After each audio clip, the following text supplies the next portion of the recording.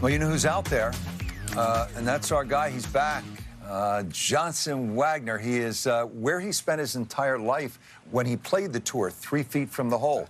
There's Wags. What's going on out there, Johnson?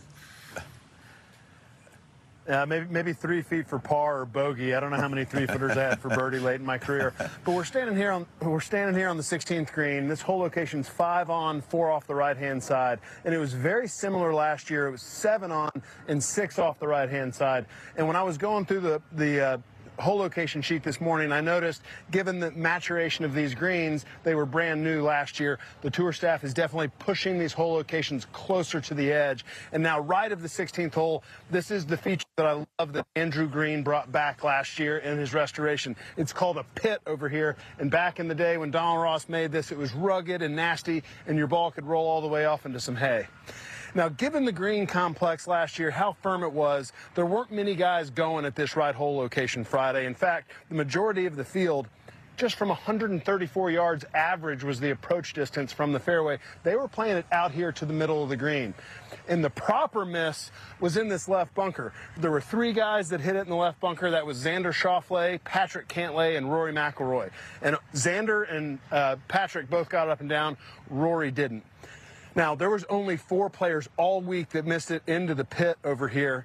And on this Friday, it was Hideki Matsuyama. He was coming from that left rough, and his ball just came racing just a little past this pin.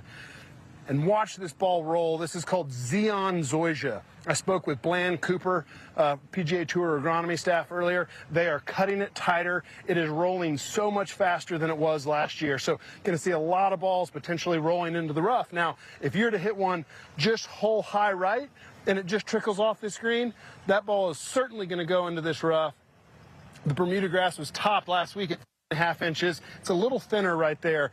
But now, after this hot weather and rain, and they haven't been able to cut the rough, this Bermuda rough is over 4 inches tall. So as we walk down this hill here carefully into the pit bunker, or not pit bunker, into the pit. So I saw a video of Scotty Scheffler from earlier in the week in his practice round putting it up this hill. And it's almost like the bank is too steep to really bounce it because you'd have to drill it in there. It's not that fescue grass like you see in Scotland where you can really chase it up. So you've got to take these options seriously, because just on the other side of that flag, I've got a false front that's going to run some 30 yards off the green. But I'm going to hit 2 shots. I'm going to show a flop shot and how difficult it is to hold this green, and then I'm going to try to putt one like Scotty Scheffler did in his practice round. Ooh, let's find that ground.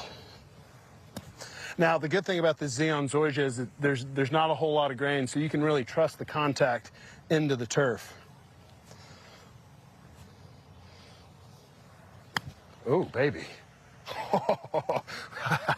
That was, I think that stayed up there pretty close.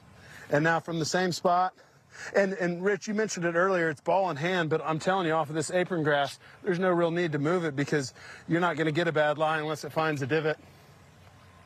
And so now from here with the putter, I mean, this, I don't know degrees of slope, but this has got to be 40, 45 degrees. Just, it's virtually a wall here. So this is a shot that guys will have practiced in their practice rounds, knowing how hard to hit it. And really, when you're down here, you're just trying to avoid double.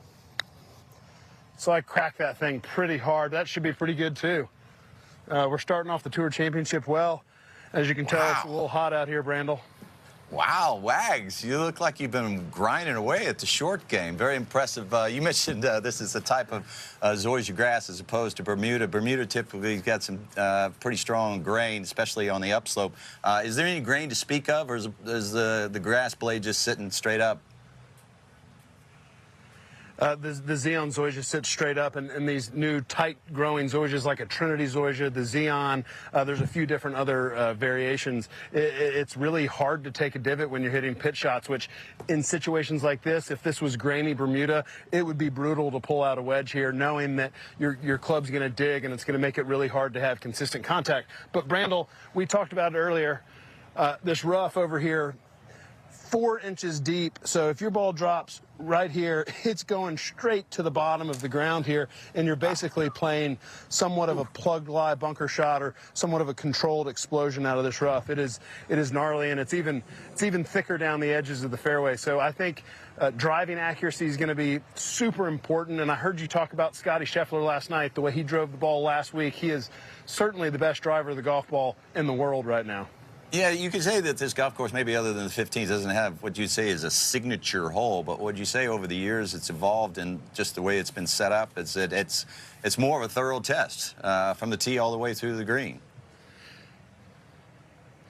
I think Andrew Green's restoration did wonders. It brought a lot more character back into the greens. There's sharp edges. There's angles now that come into play. And he created a lot of little pockets on these greens where you can certainly hide pins better than you could in years past. And over here to my right is 17. And there's this sort of trench bunker that he brought back in play that was it used to be an old road back in the day, which is a great feature and certainly a place you want to avoid. So I think Eastlake's got way more character now. I do think there's a lot of mid-range par fours that it gets a little monotonous for championship play, but it's certainly going to be a tough test.